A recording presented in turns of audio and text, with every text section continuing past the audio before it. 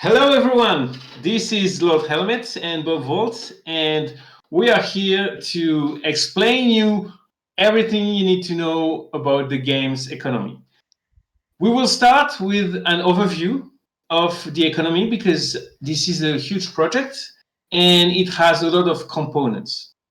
The first thing that we want to explain to the new player who's coming and who's discovering Cross the Ages is that there are different ways that you can play the game and that you can think about the game's economy. So you have three layers to the economy. The first one is the free to play economy. The second one is the freemium economy. So it's when you have a free to play, but you spend some money on it. And then there is the ultimate layer of this economy, which is Web3 related with the blockchain and the marketplace. Free to play. What can we do? So, the obvious things for free to play is trisol. Everybody can earn trisol just by playing the game. So you get trisol from everything. So you get trisol from doing missions, you get trisol for winning, you get trisols for losing, and eventually you will probably get it from playing in tournaments and different things like that. Yeah. You get it also at the end of the era. Depending on your ranking, how high you are on the ladder, you'll get more or less trisol. And you can also recycle the chest, the free chest that you generate by winning. You can decide to either open a chest or recycle it to get even more trisol. And I think trisol is actually quite an interesting thing because it's the only thing that isn't pay to get. There is no way that you can actually use real money to get trisol. The only way to get it is to earn it by playing. And so this is quite interesting. And the other thing that the free to play people do have, and that everybody has, is the free chests. So you can get new cards for you get rewards for completing your dailies, you get rewards chest for completing your your weekly missions, and then there will be reward chest for events, there will be reward chest for end of eras, and so forth. And at least the daily and the weekly chest, they will only contain cards up until rarity. So common, uncommon, and rare cards.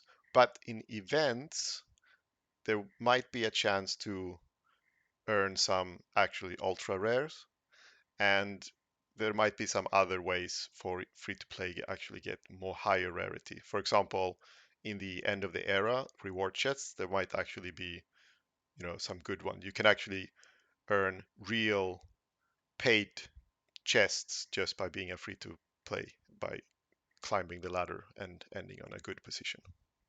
This idea of trisol is really healthy for the game's economy because it prevents whales to come in to buy all the super expensive cards from the beginning and then to just dominate the game.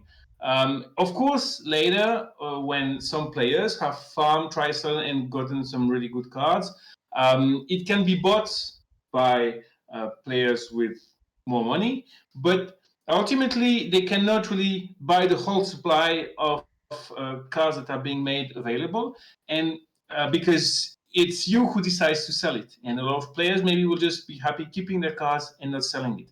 And because of that, this idea of trisol really protects the economy of the game and makes it based on the players and not on big whales that would just come in and abuse their extra liquidity. Exactly. All right, so the freemium level, what do we have there? So I guess this is where the prana comes in. Now, prana is, I think we should consider that the in-game currency. So all the transactions within the game basically happens in prana. So if you're uh, when you're interacting with the marketplace in game, basically, and buying stuff like CTA tokens, or you're buying chests, the premium chests, and so forth, you're using prana to actually pay for those things. And prana is normally a conversion from, you know, euros and dollars and so forth. You can buy Prana packages. You can buy it in game with a credit card. You can buy it using cryptos on the marketplace and so forth. But you can also actually do earn real prana. If at least in the last era now, you actually could earn real prana by ending high in the era on the leaderboard. In the ladder. Yeah. Yeah. There's something interesting is that when you remove the last layer, Web3, and you just look at the free to play and freemium levels, you actually can just play that game like any other card game. You don't need to play it the Web3 way if you don't want to. And you have the same chances as everyone. So if you're playing, let's say, Magic the Gathering arena, you would be just buying cards and then playing with them. And different mode and different ways you would have to earn some cards. Well, it's the same here. You can just play it and just have only digital cards and enjoy the game like any other trading card games online. But that's really when you add the Web3 layer that the game shines. That it adds something that no other Web2 game, trading card game has. And that's the possibility to actually have ownership of your cards, to be able to trade them, to sell them, to buy them, to rent them in a way that you could never do with an online trading card game that is not purely Web3 as you have right now on the market. So basically, what CTA is actually introducing here is anybody that has been a long time player of Magic remembers and probably still use if you play with physical card, you obviously had a marketplace. You could sell your cards when you didn't want them anymore, and you if you needed some card for tournaments, you just went on a marketplace and you bought them. But when we moved into the digital age with Hearthstone and Magic Arena and all these other games, we sort of lost the ability to trade and to exchange on to yeah, I mean just sell your cards when you're done with them. And that is really the one of the highlights of the whole NFT Web3 stuff that is coming with Cross the Ages. So you can actually trade and I mean, it's hopefully the hope is obviously that the cards will retain some of their value, like we saw with Magic, that you have old cards that are trading for a lot of money or whatever, or just having them being available for people to actually buy them after they have rotated out. And yeah, so that's where we see the IMX marketplace is the first one, and we have multiple marketplaces already available, and we'll also see an actual CTA hosted marketplace where the fees will be lower. So this is very interesting. And I will just add to finish that you have also already existing Web3 games, card games, for example, Golden Chain on IMX is the most famous one. But that game is only Web3. So it's not, there's no link between the Web2 and the Web3, between traditional digital games and blockchain games. And on that aspect, the trading card game of the Cross the Ages universe is really unique because it has both sides and it will connect players from the Web 2 and from the Web 3. And I think that for adoption of blockchain gaming, it is very, very powerful.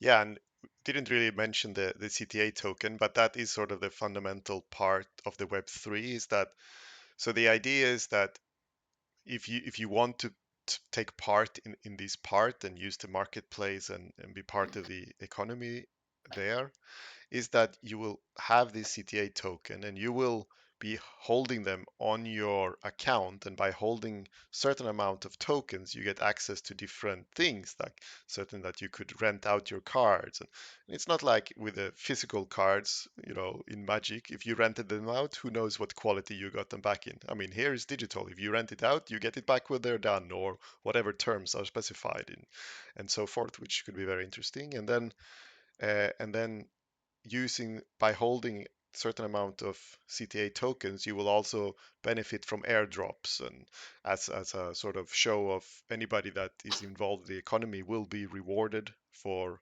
holding on to tokens and so forth. And the tokens themselves will obviously be then traded uh, at some point in the future on exchanges and so forth. Okay.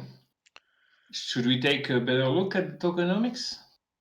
Yeah, we can have a look at let's go to the tokenomics.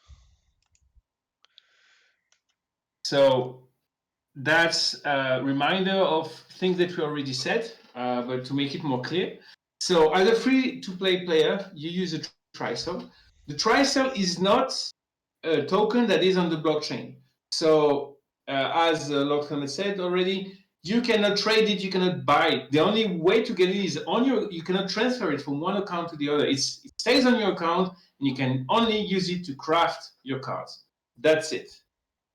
Yep. The freemium, the prana, is also not a currency that you can trade with. It's a currency that you spend your dollars or your euros, your fiat, and you buy prana, and it goes on your account. And with that prana, you can buy CTA tokens, or you can buy packs of digital cards. Again, not on the blockchain. And then finally, you have the Web3 with the CTA tokens. This token will be on the blockchain. Right now, it's not released. We'll explain why later, but it's for a good reason, for a healthy economical reason. And with it, you can stack it on your account to get some extra utility and to get some airdrops. Exactly. So, yeah. So let's look at the cards economy. How do we actually get cards and the max? We did mention this a little. I did mention this a little bit before, but let's look at the free to play. So as we said, you have the free chests and basically rewards that you get from playing. Possibly in the future there will be some free tournaments that free to play players can participate in and so forth. But on the free chests, maximum rarity is rare, so you can find common, uncommon, and rare cards in those chests. And Exactly. that's You have 6 or 7 levels of cards. The first 3 levels you have access as free to play, and with that you can already you have good winning chances, because anyway, when you build a deck, there's only 10,000 points you can spend, so you cannot put all the strongest card in your deck. You have to make choices. So there's already quite a few good things that you can do with a free deck. That's it. Then on the freemium, you can buy packs of cards. So cards that you get into packs, they are 99.9% of them are standard cards. So you will get normal cards which haven't yet been crafted. So they haven't been improved by burning other cards and using trisel. So you get the best card you can get is a mythic card. It's a mythic standard. So basically, in one pack of card, you have one chance out of 72 to get a mythic card in it. But if you buy the neo chest, or if you buy lots of packs at the same time, then you have guaranteed at least 2 mythic cards. Yeah, so that's for the freemium.